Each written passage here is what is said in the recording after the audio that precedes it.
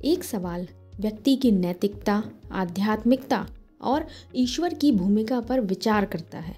इसमें यह समझाने की कोशिश की गई है कि यदि भगवान हमारे भीतर हैं तो हमें गलत कार्यों से क्यों नहीं रोकते। एक युवक ने जिज्ञासापूर्ण पंडित जी से पूछा, पंडित जी, आप कहते हैं कि भगवान हर किसी के अंदर है, तो फिर जब लोग गलत काम करते हैं, चोरी, झूठ या अन्य अपराध, तो भगवान उन्हें रोकते क्यों नहीं। पंडित जी मुस्कुराते हुए बोले, बहुत अच्छा सवाल है। यह सवाल केवल तुम्हारा नहीं, कई लोगों का है। चलो मैं तुम्हें इसे समझाने की कोशिश करता हूँ। पंडित जी बोले, क्या तुमने कभी देखा है कि शिक्षक कक्षा में सभी बच्चों को पढ़ाते हैं, लेकिन कुछ बच्चे ध्यान देते हैं और कुछ नहीं।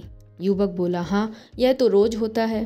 पंडित जी ने बोला, अब सोचो, क्या शिक्षक हर बच्चे के पास जाकर उसे पढ़ने के लिए मजबूर करता है। युवक बोला, नहीं, वे तो केवल समझाते हैं, मेहनत तो बच्चे को खुद करनी पड़ती है। पंडित जी बोले, बिल्कुल सही, भगवान भी हमारे अंदर शिक्षक की तरह हैं। वे सही और गलत का बोध देते हैं, लेकिन हमें अपनी बुद्धि, विवेक और कर्म से फैसला लेना पड़ता है। युवक बोला, लेकिन पंडित जी, अगर भगवान सचमुच हमारे अंदर हैं तो क्या उन्हें गलत काम होते हुए तकलीफ नहीं होती।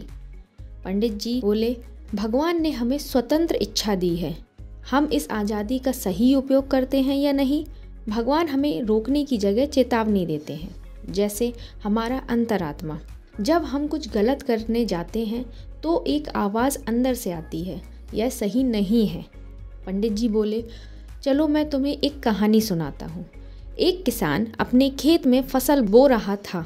भगवान ने उसे सब कुछ दिया, पानी, मिट्टी, बीज, लेकिन क्या फसल अपने आप उग जाएगी। युवक बोला, नहीं, किसान को मेहनत करनी पड़ेगी। पंडित जी बोले, सही कहा, भगवान ने हमें भी विवेक, ज्ञान और साधन दिए हैं, लेकिन गलत और सही का चुनाव हमें ही करना है। अगर भगवान हर बार सीधे रोकने लगे तो हमारी जिम्मेदारी और कर्म का महत्व खत्म हो जाएगा। युवक बोला, तो आप कह रहे हैं कि भगवान हमें रास्ता दिखाते हैं, लेकिन चलना हमें खुद है।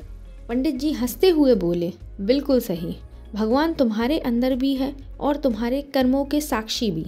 जब तुम सही रास्ता चुनते हो तो तुम्हारा आत्मविश्वास बढ़ता है, जब गलत रास्ता चुनते हो तो पछतावा होता है। यही भगवान का संकेत है। युवक सोचते हुए बोला, अब समझ आया, भगवान हमारी परीक्षा लेते हैं और हमें अपने विवेक से काम लेना सिखाते हैं। पंडित जी बोले, याद रखो, भगवान ने हमें अपने हिस्से का काम दिया है, वे हर समय हमारे साथ हैं, लेकिन कर्म हमारा है।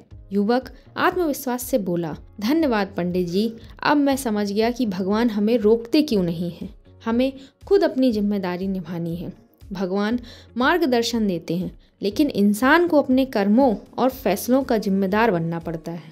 यह आत्म जागृति और स्वाभाविक विकास का महत्वपूर्ण हिस्सा है।